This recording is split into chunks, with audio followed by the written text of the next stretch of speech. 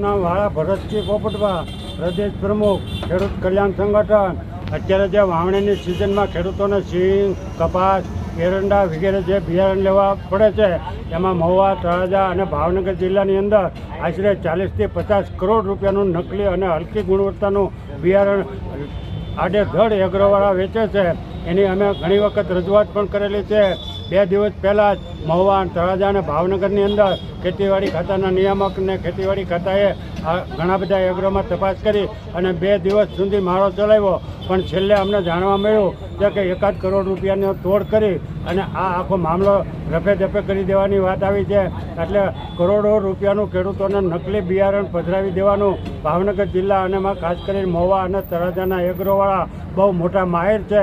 હમણાં જ અમારે થોડાક દિવસ પહેલાં જ તળાજાના એગ્રોમાંથી ગુંદણા ગામના, લખુપરા ગામના, પછી મેથરા ગામના, ત્રાપજ ને ધણસા એ બાજુના વિસ્તારના જસપરા બાજુના ખેડૂતોએ મને ફરિયાદ રજૂઆત કરી કે 1 મણ સિંગ લાવે એટલે એમાં 500 ગ્રામથી તે 1.5 કિલો સુધી કાંકરા અને રેતી નીકળતી હતી.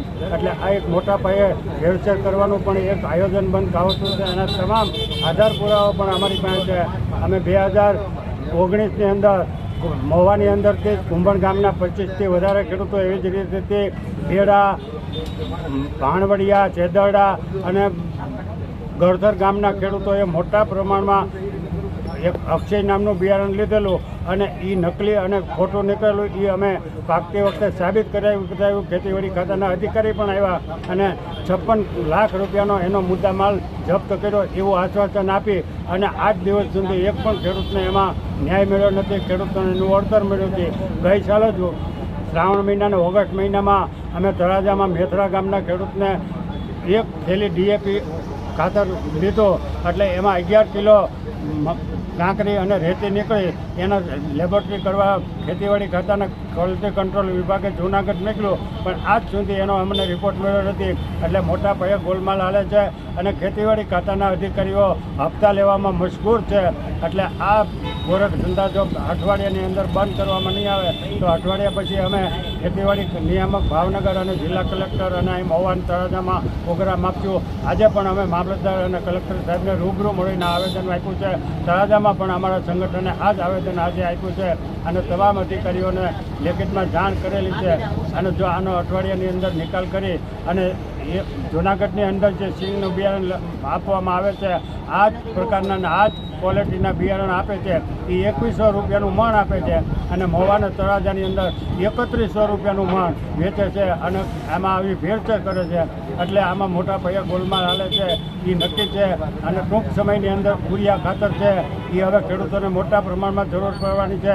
એટલે સરકારને અમે ખુલ્લી ચેલેન્જ કરી છે કે તમે યુરિયા દરેક તાલુકાની અંદર પૂરતા પ્રમાણમાં જથ્થો મોકલો. પછી યુરિયા જથ્થા બંધ છે અને ખેડૂતોને લાઇનમાં રહેવું પડે છે. અને સાથે સાથે ખેડૂતોને નેનો યુરિયા, નેનો ડીએપી, બીજી કંઈક દવાઓ તમે હોમિકને અમારી દવા 500,000ની લ્યો તો જ તમને 5 થેલી યુરિયા આપવામાં આવશે. આવા જે ગતકડા દર વર્ષે કરવામાં આવે છે એ બંધ કરાવો. અને દરેક એગ્રોની અંદર અમારી કોઈ જવાબદારી બિયારણ ખાતરમાં રહેતી નથી કે અમારી કોઈ ગેરંટી નથી. એટલે આ જે એના એસોસિએશન વતી એને જ્યાં અહીંયા સ્ટીકર દુકાનોમાં લગાડ્યા છે અને બિલમાં લખીને આપે છે એ પણ અમે ડેપ્યુટી કલેક્ટર સાહેબને કીધું છે કે આ નિયમસર છે કે નિયમની વિરુદ્ધમાં છે. જો નિયમસર હોય તો ખેતી નિયામક અમને લખીને આપે કે ભાઈ નિયમસર છે તો અમને કાંઈ વાંધો નથી.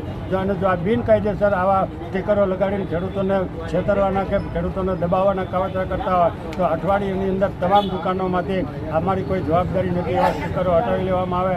અને વડાપ્રધાનશ્રીએ થોડાક દિવસ પહેલાં જાહેરાત કરી કે ભાઈ અમે ખેડૂતોનું કલ્યાણ કરશું પણ ખેડૂતોનું કલ્યાણ ન કર્યું અને કપાસનો ભાવ અત્યારે જે હાલે એ 1400 રૂપિયાનો કર્યો.